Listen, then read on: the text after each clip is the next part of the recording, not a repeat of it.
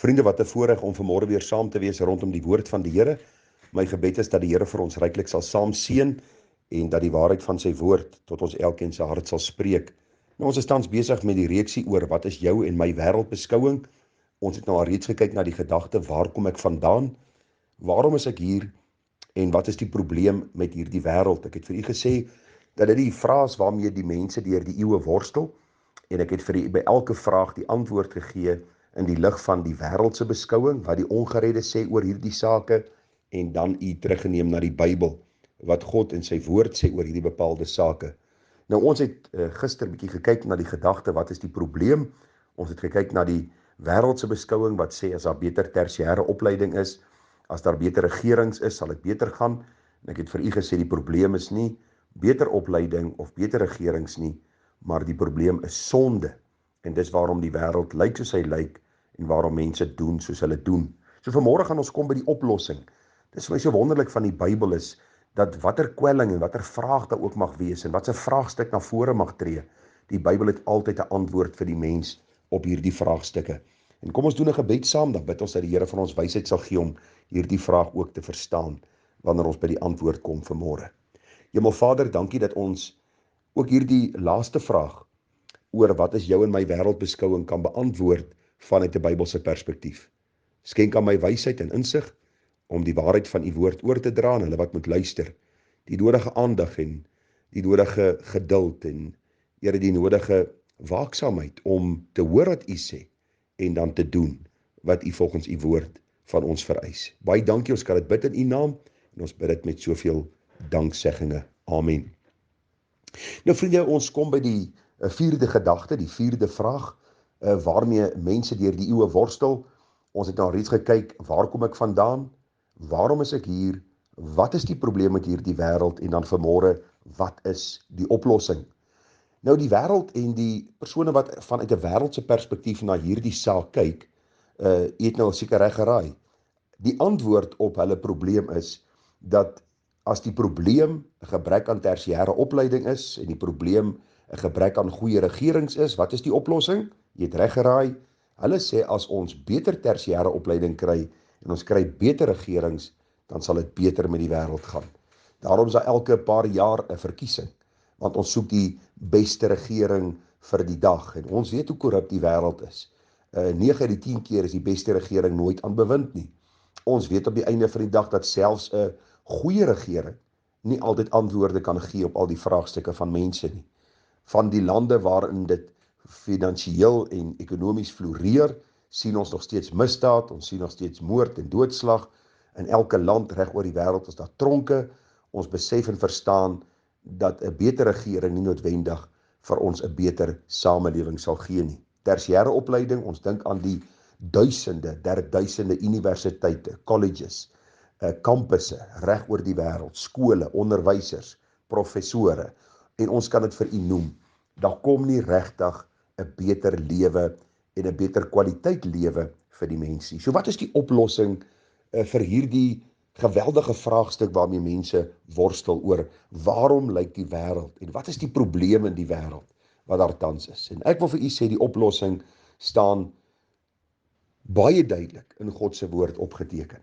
Die oplossing vir hierdie wêreld en sy sonde en sy probleme is die Here Jesus Christus self. Die Bybel sê vir ons vriende dat daar op Golgotha se heuwel 'n kruishout staan. En daar het die seun van God gehang. Hy het sy lewe gegee. Hy het die sondedraer geword.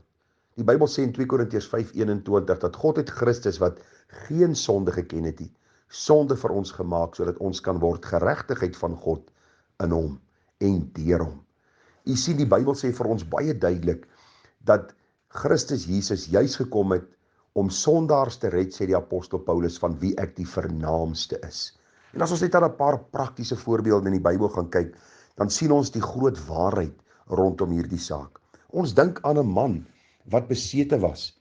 Die Bybel praat van die besetene van Gadara.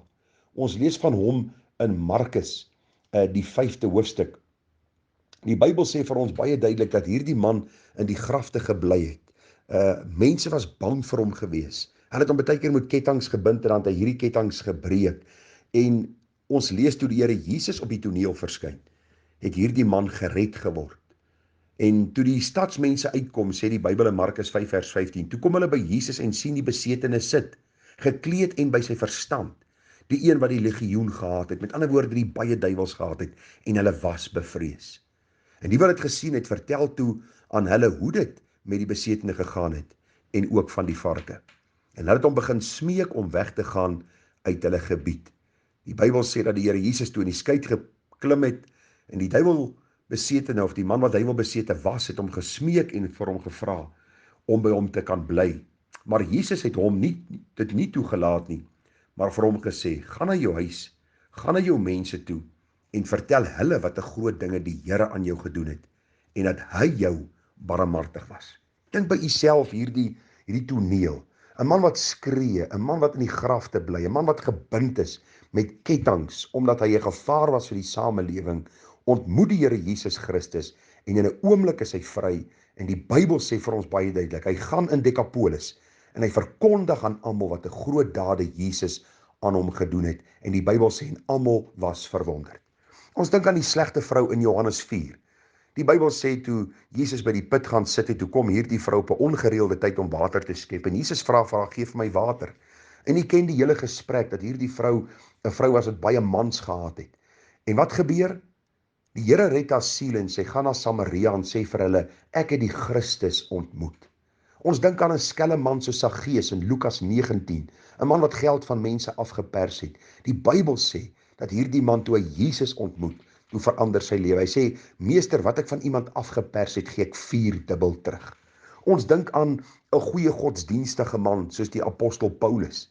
Voor die tyd 'n fariseer, 'n vervolger van die gemeente van Christus. En die Bybel sê die weg van Damaskus, toe hy Jesus ontmoet, toe verander sy lewe radikaal. Ons dink aan 'n visserman soos Petrus, wat langs die visserskuite of langs die see geleef het en by die visserskuite geleef het, en hoe die Here hom kom roep het, weg van die visserskuite, om 'n getuie vir hom te wees. Hy verloon op 'n stadium die Here Jesus, en in berou kom hy terug, en hy word die leier van die Nuwe Testamentiese kerk. En hy lewe 'n kragtige lewe in diens van die Here, en soos die geskiedskrywers vertel het, Petrus ook 'n wrede dood gesterwe, terwille van die evangelie, en van die Here Jesus Christus wie hy liefgehad het. So wat probeer ek vanmôre vir u sê? Die wêreld sê vir ons, as ons net dinge kan verbeter, sal dit beter gaan. Is dit jou wêreldbeskouing vanmôre? As dit jou wêreldbeskouing is, dan tas jy in die donker rond. Dan wil jy hoop op mense stel. Die Bybel sê, vervloek is die man wat die arm van vlees sy vertroue maak. Ons kan nie op mense vertrou om 'n wêreld vir ons beter te maak nie, want hulle op wie ons vertrou is sondaars net soos ons. Hulle neiging na sonde is net so groot as ons sinne. Daarom kry jy die vergryp in regerings, daarom kry jy in skole die voortrekkery, daarom kry jy die mense wat na skool, universiteit toe gaan, wat nie eens gekwalifiseerd is om 'n matrieksertifikaat te hê nie, en dis die boosheid van ons tyd. Reg oor die wêreld gaan dit so. So wat is ons oplossing? 'n Beter skool, beter universiteit, beter regering? Die Bybel sê nee, 1000-mal nee. Die evangelie is die krag van God tot redding vir elkeen wat glo. Daarom sê die apostel Paulus in Romeine 1 vers 16, ek skaam my nie oor die evangelie nie. Hy skaam hom nie daaroor nie. Waarom nie? Want dit is God se boodskap wat redding bring vir mense. Ek sluit af met die pragtige woorde van Romeine 10. Daar in vers 11 staan daar, want die skrif sê, elkeen wat in hom glo, in Jesus Christus glo, sal nie beskaam word nie. Want daar is geen onderskeid tussen Jood en Griek nie, dieselfde Here tog is Here van almal en is ryk oor almal wat hom aanroep. Want elkeen wat die naam van die Here aanroep, sal gered word. Hoe kan hulle hom dan aanroep, in wie hulle nie geglo het nie? En hoe kan hulle in hom glo, van wie hulle nie gehoor het nie? En hoe kan hulle hoor sonder een wat preek? En hoe kan hulle preek as hulle nie gestuur word nie? Soos geskrywe is, hoe lieflik is die voete van die wat die evangelie van vrede verkondig, van die wat die evangelie van die goeie verkondig. Mag een ek 'n Bybelse wêreldbeskouing kry. Mag een ek besef dat die evangelie die enkel grootste krag van God is, wat 'n sondaar hart kan vernuwe, sodat daardie boosaard 'n volgeling van Jesus kan word. Daarom gaan die hele wêreld in en verkondig die evangelie aan die ganse mensdom. Julle sal krag ontvang wanneer die Heilige Gees oor julle kom, en julle sal my getuie wees. Die 4 vrae, waar kom ek vandaan? God het my geskape. Waarom is ek hier? Om God te verheerlik. Wat is die probleem met die wêreld? Die probleem met die wêreld is sonde. En wat is die oplossing daarvoor? Die Here Jesus Christus wat sy lewe aan die kruis gegee het. Ek vertrou dat u wêreldbeskouing Bybels georiënteerd is en dat u ook 'n kosbare en 'n wonderlike getuie vir ons meester sal wees totdat hy ons kom haal. Baie seën, baie groete, mooi dagie vir u verder. Tada.